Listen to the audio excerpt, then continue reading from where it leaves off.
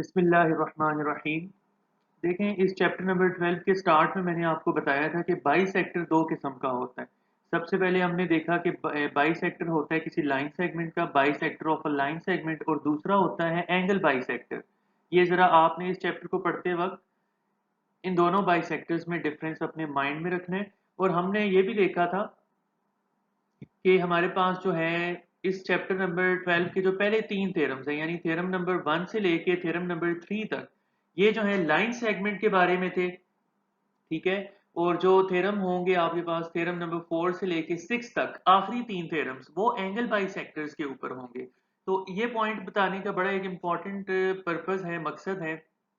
वो ये है कि आपको एग्जाम में जब पेपर में जुबानी लिखने के लिए आप बैठो तो आपको इजीली पता चल जाए कि ये थ्योरम जो है स्टार्ट से आया है चैप्टर के या एंड से आया है। ठीक हो गया। दूसरी बात आपको मैं बताऊं कि लाइन सेगमेंट का जो बाई सेक्टर होता है उसकी डेफिनेशन हम पहले कुछ लेक्चर्स में देख चुके हैं। तो नेक्स्ट स्लाइड के ऊपर जो है मैं आपको एंगल बाई सेक्टर को डिफाइन करूंगा। अब देखें, ये आपके सामने आ गया एंगल ए ओ बी। अब वो लाइन जो इस एंगल ए ओ बी को टू इक्वल पार्ट्स में डिवाइड करेगी, उस लाइन को हम कहेंगे कि वो लाइन इस एंगल का बाइसेक्टर है। देखें, बाइसेक्टर जिस भी चीज का हो, साइड का हो या एंगल का हो, बाइसेक्टर का मिजाज और नेचर और काम एक ही है। वो जिस चीज का होता है उसको टू इक्वल पार्ट्स में डिवाइड कर देता है। अब यहां से अगर मैं एक लाइन ड्रॉ करूं और इस लाइन को मैं कोई नाम दे दूं, जैसे इस लाइन को मैंने नाम दे दिया लाइन ओ एम, ये सॉरी रे ओ एम है। तो ये रे जो है ओ एम, ये क्या कर रही है बेसिकली, ये एंगल ए ओ बी को टू इक्वल पार्ट्स में डिवाइड कर रही है। तो इस वजह से एंगल जो है ओ एम को कहेंगे कि O M is the bisector of angle A O B. इस डायग्राम में मैं जरा आपकी अंडरस्टैंडिंग के लिए एग्जाम्पल एक दे देता हूँ। फॉर एग्जाम्पल, ये जो टोटल एंगल है आप फर्ज कर लें ये था हमारे पास 60 डिग्री। तो ये जो आपके पास बाई सेक्टर आया एंगल का ओ एम, ये इस एंगल के दो हिस्से कर देगा। ये ऊपर वाला हिस्सा ये 30 डिग्रीज हो जाएगा, और ये जो इससे नीचे वाला हिस्सा है वो भी कितना हो जाएगा, 30 डिग्रीज। तो पता चला कि बाई सेक्टर एंगल को टू इक्वल पार्ट्स में डिवाइड कर देता है। तो यहाँ पे आप देखें वो दो इक्वल पार्ट्स कौन कौन से हैं।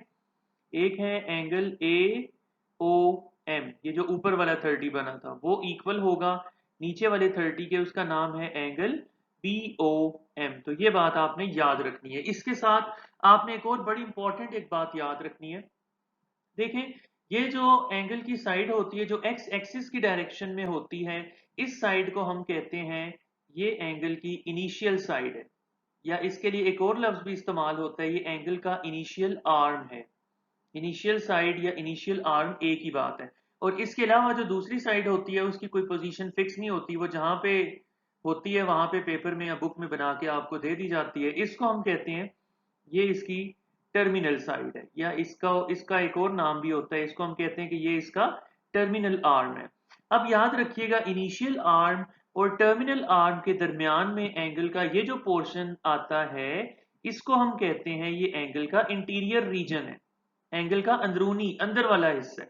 ठीक है। इसके अलावा ये जो दूसरा हिस्सा इनकी बैक साइड पे होता है, इस सारे बाहर वाले पोर्शन को हम कहते हैं कि ये इस एंगल का एक्सटीरियर, एक्सटर्नल या बाहर वाला रीजन है, एक्सटीरियर रीजन है। ये दो लफ्ज आपने याद रखने हैं कि किसी एंगल के इंटीरियर और एक्सटीरियर से क्या मुराद है। तो चलिए अब थ्योरम का प्रूफ हम स्टार्ट करते हैं। बिस्मिल्लाहिर्रहमानिर्रहीम। देखिए, इस थ्योरम का सबसे पहले बेसिक कंसेप्ट हम लेते हैं with the help of diagram. इस थ्योरम में आपके पास एक triangle A B C given होगी, और आपने इस ट्राइंगल के तीनों एंगल बाइसेक्टर्स को कॉन्क्यूरेंट प्रूव करके दिखाना है। यहां पे मैं जरा इस चीज पे जोर दे रहा हूं कि ये सी वाला कॉन्क्यूरेंट हमने बोला है और हम इस्तेमाल करेंगे इस थ्योरम में। स्टेटमेंट से आपको आइडिया हो जाएगा ये कॉन्क्यूरेंट क्या होता है सी वाला। ये पहले भी मैं बता चुका हूं। अगर आपके पास तीन या तीन से ज्यादा लाइंस किसी एक ही सिंगल कॉमन पॉइंट से पास कर जाएं तो कहते हैं कि वो तीनों लाइंस कॉन्क्यूरेंट है। गौर करें आप कि ये लाइन नंबर 1 और लाइन नंबर 2 जो है एक ही पॉइंट पी से पास कर रही हैं। अब अगर मैं एक और लाइन को ले आऊं वो भी इसी पॉइंट पी से पास कर जाए, तीसरी लाइन, चौथी लाइन, पांचवी लाइन, तो फिर हम बोलेंगे कि ये सब लाइंस आपस में सी वाला कॉन्क्यूरेंट है। ठीक हो गया। तो अब इस थ्योरम में आपने बेसिकली करना क्या है कि तीनों एंगल्स के बाई सेक्टर लेने हैं। मैं जरा आपको एक्सप्लेन कर दूं, ये एंगल ए है फॉर एग्जाम्पल ये इसका बाई सेक्टर हुआ, फिर ये एंगल बी है, ये जो है मैंने इसका बाई सेक्टर ड्रॉ कर दिया। अब ये दोनों जिस पॉइंट पे एक दूसरे को क्रॉस कर रहे हैं, थर्ड एंगल सी का बाई सेक्टर अगर ड्रॉ किया जाए तो आपने प्रूव करके दिखाना है कि वो भी यहीं से पास करेगा। ये लाइन थोड़ी सी टेढ़ी हो गई है, तो ऐसा नहीं होगा कभी भी कि दो बाई सेक्टर जो है वो अगर इस पॉइंट से पास कर रहे हैं तो तीसरा उनसे बेवफाई और डेविएट करता हुआ कहीं और चला जाएगा।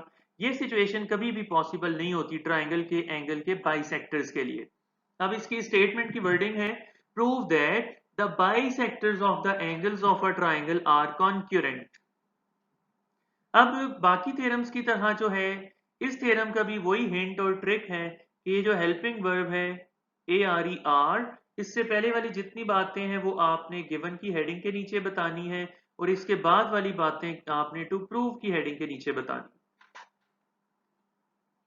गिवन में हमारे पास बुक में सिर्फ एक ही बात लिखी हुई है ट्राइंगल ABC, लेकिन आप कंसेप्ट को फॉलो करें।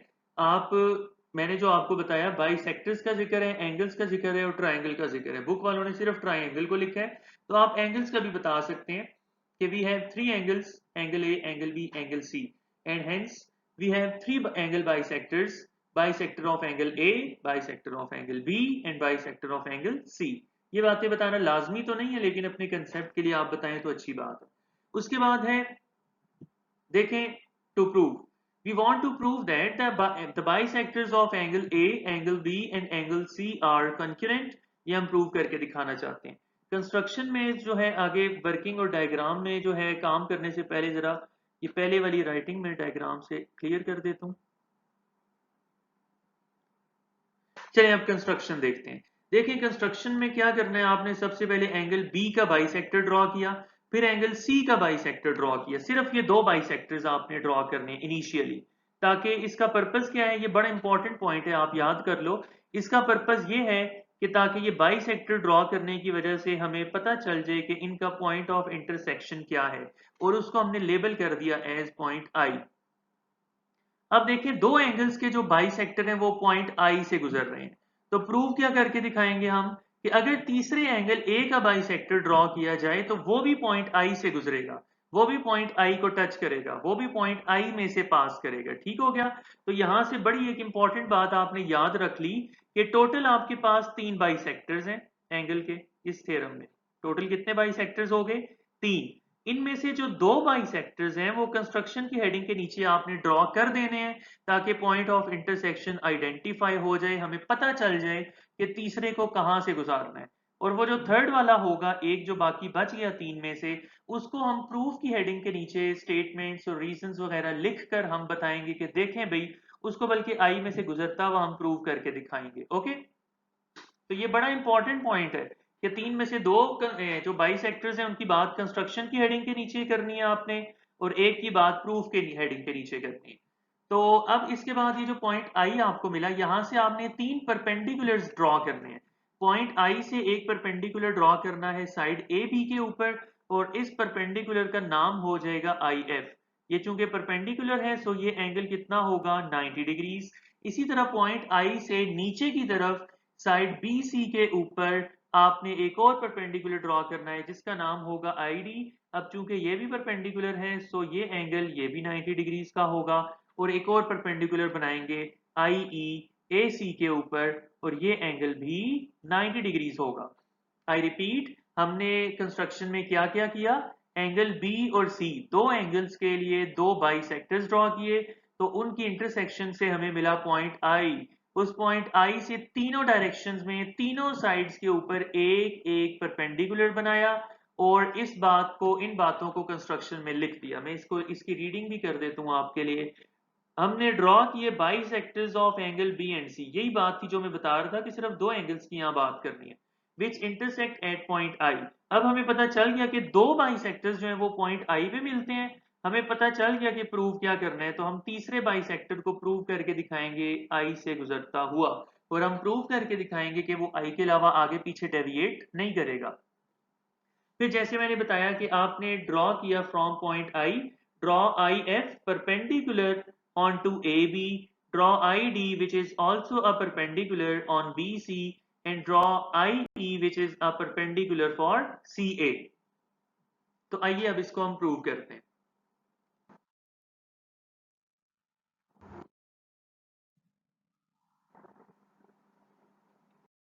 तो चलें इसका प्रूफ हम स्टार्ट करते हैं। सबसे पहले हमने कहा I F is congruent to I D. Diagram की तरफ देखें, ये जो दो साइडें हैं, डिस्टेंसेस हैं आई एफ और आई डी, हमने कहा कि ये दोनों इक्वल हैं। क्यों? क्योंकि हमने एक थ्योरम पढ़ा था पहले 5 या 4 नंबर कि any point on the bisector of an angle is equi distant from its arms. यानी वहां पे हमने पढ़ा था अगर ये एक एंगल है और ये इसका बाई सेक्टर है तो इसका जो भी पॉइंट होता है वो ये एंगल की दोनों साइडों से इक्वी डिस्टेंट होता है। तो इस बात को यहाँ पे हमने लिख दिया। ये सिचुएशन यहाँ पे कैसे बन रही है आप देखें इस एंगल बी को। इसका एक बाई सेक्टर है जिसका नाम है आई बी। ठीक है, ये आई बी इसका क्या है, बी आई एक बाई सेक्टर है। तो आई चूंकि इसका हिस्सा है तो इसका जो ये जो परपेंडिकुलर डिस्टेंस होगा आई एफ वो इक्वल होगा इस परपेंडिकुलर डिस्टेंस आई डी के। सिमिलरली इसी रीजन के अकॉर्डिंग अगर आप देखें तो ये जो दूसरा एंगल सी है ये वाला, इसका बाई सेक्टर का क्या नाम है, सी आई या आई सी, एक ही बात है। तो पॉइंट आई आई सी का भी एक हिस्सा है, तो देयरफॉर पॉइंट आई जो है वो एंगल सी की दोनों साइडों से इक्वी डिस्टेंट होगा। यानी आई का ये जो परपेंडिकुलर डिस्टेंस होगा आई ई वो इक्वल होगा आई डी के। ये दोनों डिस्टेंसेस भी इक्वल इक्वल होंगे।